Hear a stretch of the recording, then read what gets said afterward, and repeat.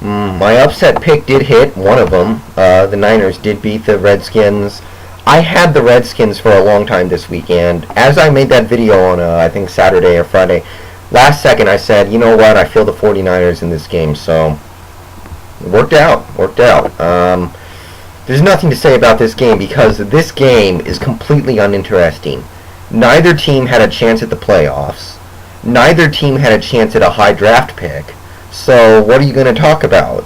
There's nothing to talk about in this game. Thank you to Clinton Portis. He had a pretty good game in fantasy, which, by the way, I had 2 fantasy leagues this year. I made the finals in both of them. I lost one finals and I won the other. So that's the first fantasy league I've ever won. I guess, you know.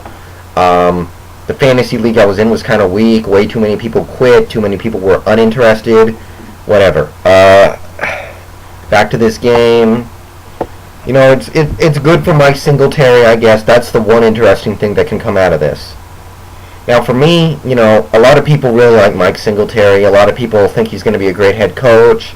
And he's won a bunch of games to end this season for the Niners, and they gave him some extension and fired Mike Martz.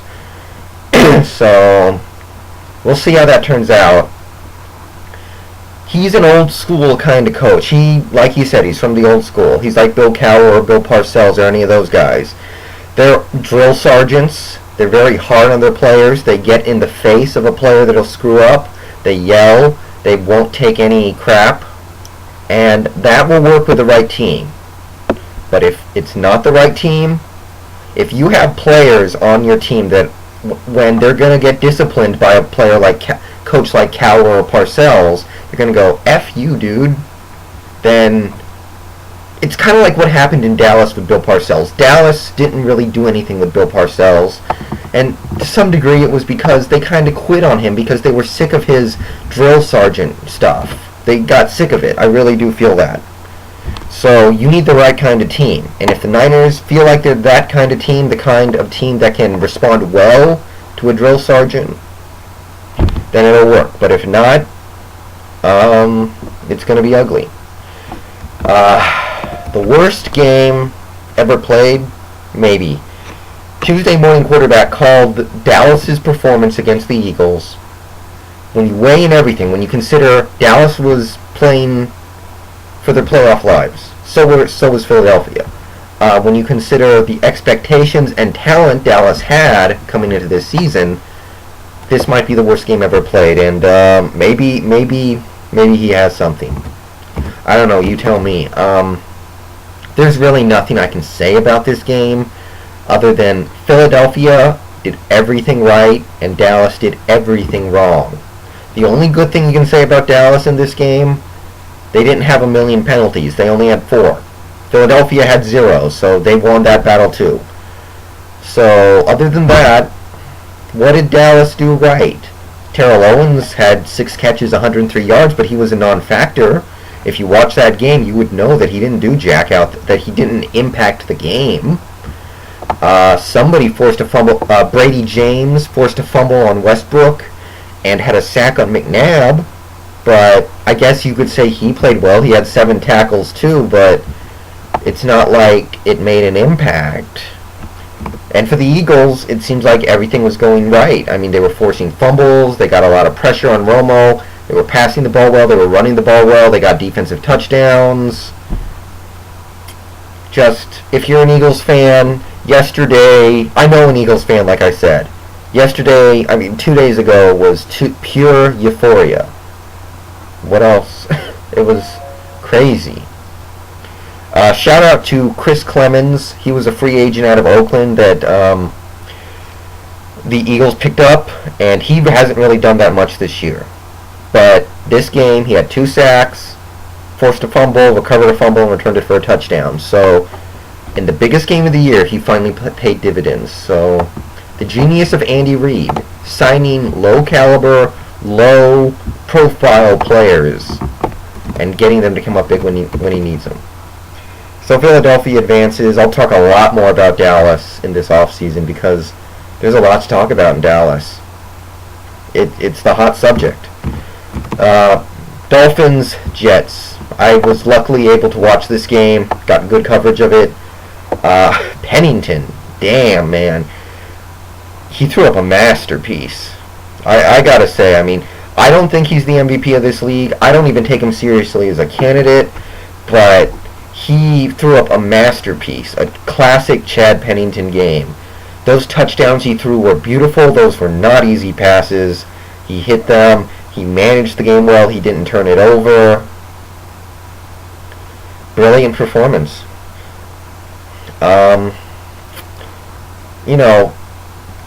People are talking about Brett Favre this and Brett Favre that. I watched this game, and yeah, he threw a lot of bad passes, obviously. He played poorly. The passes he threw that were good took a lot of effort. He was exerting himself to make those throws. So something's not right with him.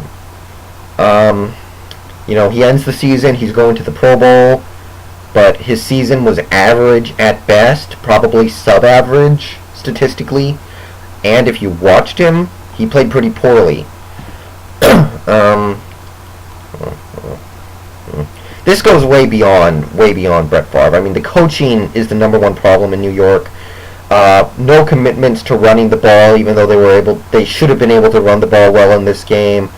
Way too much dependence on Favre's 39-year-old arm. The defense could not stop the run, couldn't stop the pass. The defense couldn't do much of anything. The problems go deep. There's no doubt about that, but Brett Favre, he's got a long off season to think about what he's going to do. I think that he should hang him up, because if anything should push Brett Favre out of the league, if not age or whatever, it should be the knowledge that he cannot do it anymore, and I don't think he can do it anymore.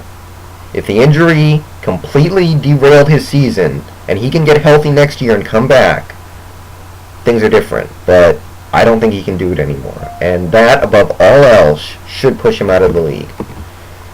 Ravens-Jaguars. Ravens needed this win to lock up the playoff spot. They just took care of business. Ed Reed had a couple picks. They got good pressure on Garrard for the most part. Joe Flacco may have played his best game of the season. I mean, he was big in this game. Ravens ran the ball well. Receivers stepped up and made plays. Just pretty much how you want to go into the playoffs. They went up against a bad team and made them look like a bad team. Offensively, they may have played their best game of the whole year.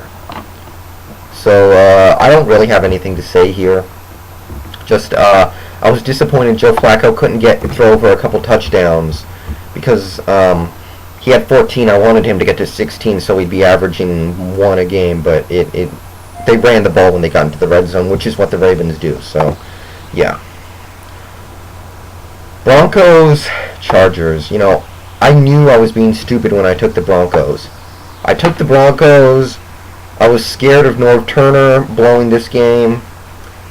And watching that game, I realized there's nothing Norv Turner could do to blow this game. The Chargers are just so fired up right now, so hyped up, so ready to kill the Broncos.